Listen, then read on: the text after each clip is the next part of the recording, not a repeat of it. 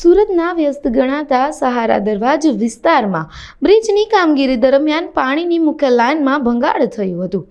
જેના કારણે હજારો લીટર પાણી રસ્તા પર ફરી વળ્યું હતું અને પાણીનો પ્રવાહ એટલો તેજ હતો કે જોતજોતામાં મુખ્ય માર્ગો જળબંબોળ થઈ ગયા હતા અને સહારા દરવાજ બીચ પર અંદાજે 2 કિલોમીટર સુધી વાહનોની લાંબી કતારો લાગી ગઈ હતી।